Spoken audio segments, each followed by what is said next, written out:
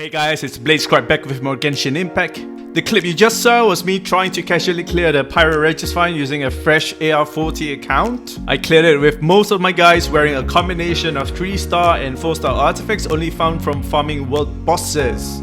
That's right, the boss wasn't down in one go, but I would like to think that most people would have no problem with clearing the world bosses in under a minute as long as their resin is spent efficiently. This was done without any artifact min-maxing efforts as I haven't hit the efficient AR to do artifact farming yet. Very important as today I'll be talking about artifact progression. Today's video is on a topic a lot of people have asked about, and yes, it's about artifacts. I'll talk through the basics of artifacts, what stats you should be looking out for, whether you should level the artifacts you found, and whether you should be farming them. Sounds familiar? Let's get into it. Okay, let's talk about the basics of artifacts. Every character has access to 5 slots of artifacts. Every artifact has a main stat and a bunch of substats. Before you're farming 5-star legendary artifacts, focus on the main stats as the substats are really just icing on the cake. I made a little infographic here for you guys to see what kind of main stats we are after from each artifact and what kind of stats we prioritize. If you notice, certain main stats have been grayed out. That's because while they do exist, 90% of the time, you want to ignore them. Only very specific heroes have their skills based on HP or defense, so these artifacts are mostly not worth your time. Now you can pause the video here if you need to use this for your own quick reference. But while we're here, I want to talk about a few principles we need to take in mind when we play the game. 1. The law of diminishing returns.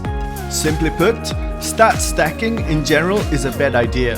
Only at the start, stacking attack has a huge impact in the game, but around level 70 or when your characters tend to have at least 750 attack, other stats become more relevant. 2. Elemental mastery. There's a lot of misconception about what elementary mastery does, but you can know exactly what it does by looking at the character details. Elemental mastery boosts reaction damage. That is when Pyro reacts with Electro or Hydro, etc. Therefore, it is not relevant to mono element teams. In the late game, boosting elemental mastery is important if you want to get bigger damage. 3. The optimum ratio for crit rate and crit damage is 1:2. The first goal is to reach crit rate to at least 50%, and the soft cap is actually 80%. So when you do reach 80% crit rate, the ideal crit damage is 160%. Lastly, support characters are handled differently because support is an umbrella term for many kinds of roles in the game, and their character designs vary a lot. They will be discussed in separate character guides in terms of what artifacts you should be after, but generally, they want energy recharge and elemental mastery, so don't throw these artifacts away. If you want to check it out, so far I have done a detailed guide on Gene, so you can take a look at how I approach selecting the right artifacts and stats for Gene. Anyway, those are the basic mechanics of the game, but outside of that, there are also some important guidelines to follow. 1. If the artifacts can carry you, there's no need for an upgrade. 2. Focus on your 2 DPS carries first, followed by your sub carries. 3. After you are done with your DPS carries, fine-tune between the need of more damage versus more healing, but usually it's more damage first. 4. Always level the feather first. 5. Almost never level the flower. It is mainly used to min-max substats late game. 6. If possible, and it is very possible, don't spend any resin for artifact domains before AR45. Now, the next part will be divided into 3 parts.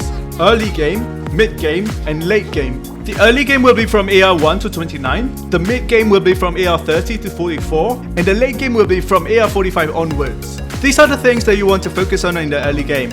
Focus most of your attention to attack and attack percentage. The exception is the cup for when you manage to find a physical or elemental damage that is relevant to the character that you're playing. Attack percentage is flexible though and wouldn't hurt you that much in the long run, especially if you don't know what your characters are capable of, or if you haven't decided whether you want a character to have a DPS or a support role.